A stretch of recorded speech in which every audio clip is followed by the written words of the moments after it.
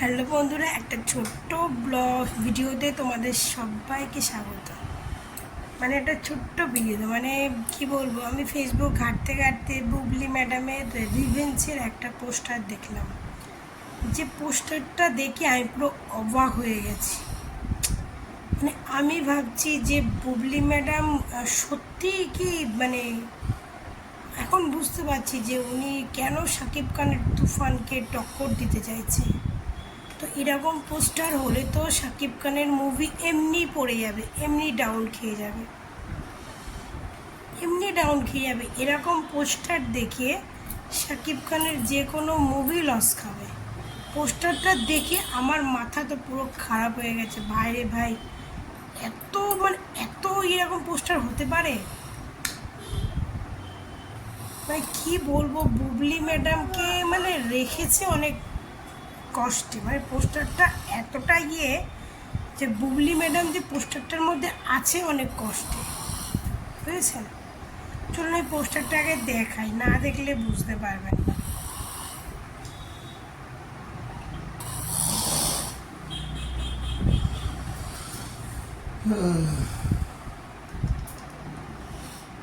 পোস্টারটা দেখলে বুঝতে পারবেন, বুঝেছেন? কারণ আমি বুবলিকে নিয়ে তো এমনি ভিডিও বানাই না, মানে মানে কোনো ভালো বানাই না, কিন্তু এই পোস্টারটা দেখে ভিডিওটা বানাতে বাধ্য হলাম। যে এত সুন্দর পোস্টারটা, তো আমি যখন দেখেছি তোমাদেরকে একটু দেখাই। এই জন্যই মানে বুবলির ভক্তরা বলেছিল যে তুফানকে টক্কর দেবে, বুঝেছো? এই জন্যই বলেছিল যে চেহারা তুফানকে টক্কর দেবে। তো ঠিকই আছে, শাকিব খান এবার পড়েই যাবে। বুবলির পোস্টারের কাছে শাকিব খান এবার পড়েই যাবে। দেখো তাহলে পোস্টারটা তোমরা দেখো, কি সুন্দর পোস্টার, ঠিক আছে?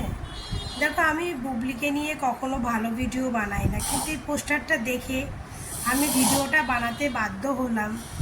যারা আমার অপু বিশ্বাসের ভক্তরা আছো, আমারে কিন্তু কেউ খারাপ মাইন্ড করবে না, কারণ আমি যেটা বাস্তব সেটাই তুলে ধরেছি, ঠিক আছে? দেখো পোস্টারটা,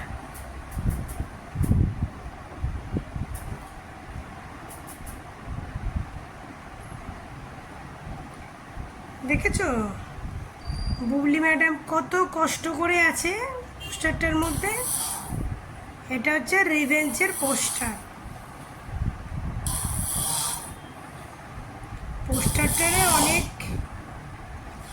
অনেক কষ্ট করে বুবলি ম্যাডামকে পোস্টারটারে রেখেছে, বুঝেছেন? অনেক কষ্ট করে রেখেছে।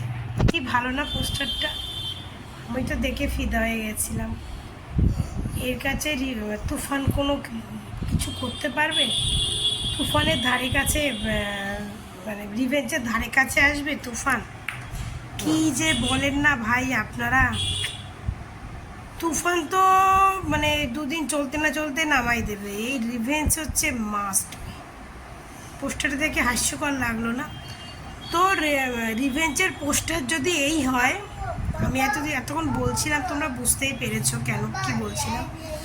তো রিভেঞ্জের পোস্টার যদি এই হয় যদি পোস্টারে ছিঁড়ি হয়, তো অন্য পোস্টার কেমন কি হতে পারে তো সবাই ধারণা করতে পারছো। তো কোথায় শাকিব খানের পোস্টার, কোথায় রিভেঞ্জের এই পোস্টার? তো এই পোস্টারটা কেমন একটু হাস্যকর মনে হলো, তার জন্য তোমাদেরকে একটু শেয়ার করলাম। ফালতু poster, most third class poster. এর থেকে আমাকে বলবেন, আমি সুন্দর পোস্টার বানিয়ে দেবো, আমি সুন্দর কেটে কুটে পোস্টার বানিয়ে দেবো এই থার্ড ক্লাস পোস্টারের থেকে। এ নাকি তুফানের সঙ্গে টক্কর নেবে। এই বুবলির ভক্তগুলো যে কি কথা, মানে এরা যে কোথায় থাকে, মানে এরা মনে হয় সারাক্ষণ মদ গাঁজা খেয়ে ভিডিও বানায়, বুঝেছেন? এরা সারাক্ষণ নেশায় আসক্ত হয়ে ভিডিও বানায়। এই পোস্টার নাকি তুফানকে আটকাবে। বুবলি ম্যাডাম দাঁড়িয়েছে কত কষ্ট করে, দেখছেন? পোস্টারের মেইন যে হিরো নাকি, সে কোথায়? আর মাঝখানে কে একজন ভগবান জানে, আগামাতা কিছু বুঝলাচ্ছি। এ তো 2 পয়সা দিলেও এই পোস্টার কেউ, মানে আমি 2 টাকায় দিলাম এই পোস্টার কোনো দিন নেব না, বা আমি পোস্টারটা দিয়ে মানে আমি কোথাও পাতাবো না। মানে মশলা পেতে বসে একটা কাগজে, তো 2 টাকার জন্য আমি এই poster, most third class poster আমি কিনবো না। এই নাকি তুফানকে টক্কর দেবে। দেখাই যাক, আর মাত্র কয়েকদিন বাকি, ওয়েট অ্যান্ড ওয়াচ।